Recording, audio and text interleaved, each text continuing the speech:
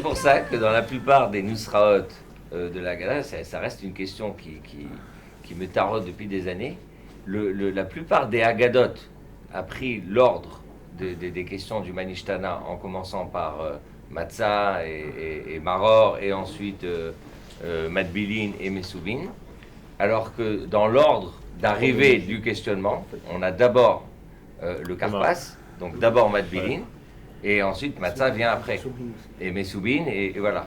Et d'ailleurs, si on prend la plupart des Nusraot, Abu Dharam, Rav Gaon, Rambam, etc., ils démarrent tous par Madbilin. Donc, ce qui fait que Nusach Chabad, il commence par Madbilin, mais c'est l'ensemble des Nusraot qui suit la pédagogie. Quoi qu'il n'y ait pas de réponse à cette question, on va répondre pourquoi on mange la matzah, pourquoi on mange du maror, pourquoi on mange à coudé, mais pourquoi on trempe deux fois, on n'a pas de réponse dans la Haggadah.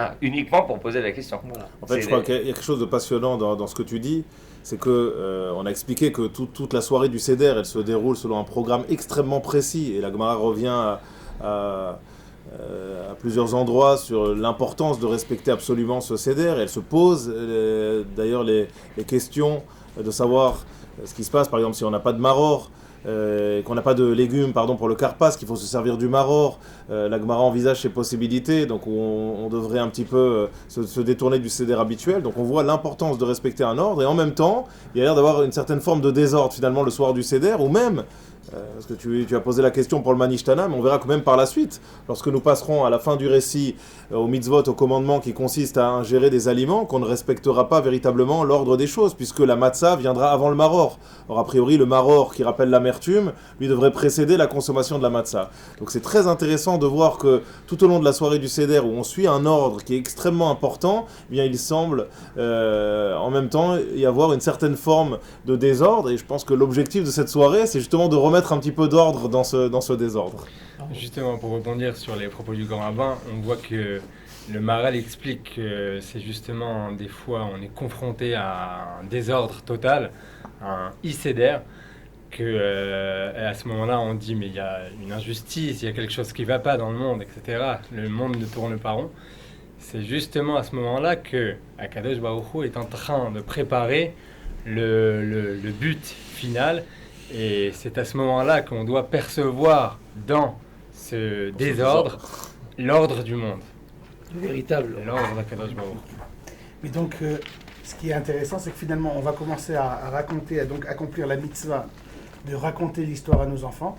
Mais si c'est une mitzvah de la Torah, a priori, elle aurait dû être précédée d'une bénédiction. Une bracha, ouais. D'une bénédiction. Baruch ata Hashem, Elokeinu melech haolam, Asher Kedisha, donc il nous a ordonné de réciter, de faire le récit, peut-être même à nos enfants, si on accomplit parfaitement le pasouk, de faire le récit de la sortie d'Égypte. Et pourtant là, on s'est mis comme ça, on a servi le deuxième verre, alors que c'est étonnant, mais on s'est mis à raconter, à parler de la sortie d'Égypte d'une manière complètement désinvolte, comme s'il n'y avait pas un début et une fin, sans bénédiction. Comment ça se fait? Vous avez une idée? C'est une bonne question, hein. Vous avez déjà posé Pourquoi cette question, il n'y a pas de par exemple. bénédiction? Pourquoi est-ce qu'on ne fait pas de bracha, de bénédiction, avant d'accomplir la récit. mitzvah du Magid? Vous savez que le Magid est une des seules mitzvot le soir du Seder qui est une mitzvah minatora.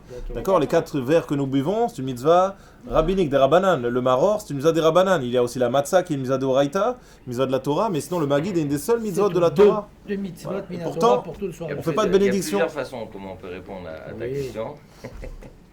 La première, c'est de dire qu'il y a le Shechianu et le qu'on a fait dans le Kiddush, C'est inclus. qui est inclus. La deuxième, c'est que la Haggadah, c'est elle-même la bracha. C'est-à-dire que la Haggadah, qui se termine d'ailleurs par une bracha, c'est elle-même la bracha du Magid. Un peu comme le Kriyata Zohilula pour le. Voilà. Comme à Purim, Megillat Esther. où la Megillah, c'est le Hallel. Voilà. D'autres considèrent aussi qu'on doit se sentir comme si nous étions nous-mêmes sortis d'Égypte à ce moment-là. Et donc nous, quand nous sommes sortis d'Égypte, on n'était pas encore complètement Soumis aux soumis bénédictions. aux bénédictions. Donc pas de kiddush non plus. Non, mais ça c'est le récit. On doit sentir pendant le récit. Pendant le récit. D'accord. On sentir comme si nous étions sortis. C'est la raison pour laquelle, au moment où on est constitué comme peuple et qu'on sort d'Égypte, à la fin du récit, on fait effectivement cette bracha. C'est comme un converti, par exemple, quand il va se tremper au mikvé, il ne va pas faire la bénédiction avant de se tremper. Mais il n'est pas encore juif. Voilà. Donc il va se C'est tremper. difficile. Donc il va se tremper. Et ensuite, une fois qu'il se sera trempé une première fois, avant de se tremper une seconde fois, il va dire la bénédiction. Ceci dit, nous Donc, concluons c'est comme- la Haggadah par une bénédiction. Comme le guerre. On conclut la Haggadah c'est par ce une qui explique bénédiction. pas le récit. Gaal Israël. Pas le C'est ce qui récit. explique que Si, les- tu- les- si, les- tu- les- bah, si, question si. des Rishonim. Pourquoi est-ce Baruch que- Ata Hashem, Gaal Israël, c'est le récit.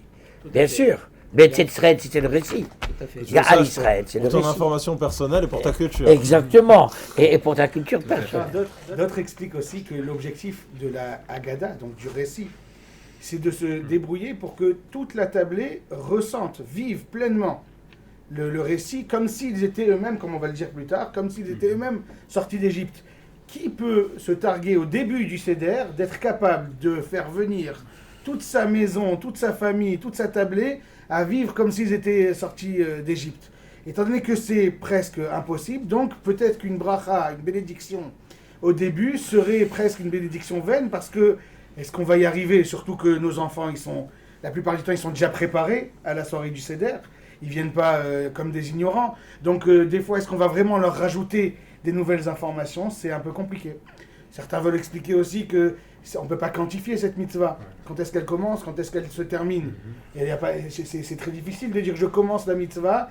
Mais donc ici, c'est toute l'annonce de cette nuit finalement, que cette soirée qui se transforme en nuit, dans laquelle on va essayer d'amener toute notre famille, toute notre communauté même, à essayer de vivre quelque chose de très profond. Et personne n'en a l'assurance, personne ne peut quantifier. Et donc du coup, on ne commence pas par une bracha, on se jette à l'eau pour essayer de le faire le mieux qu'on peut. Et pour essayer de faire en sorte que ce récit, il résonne dans toutes nos maisons.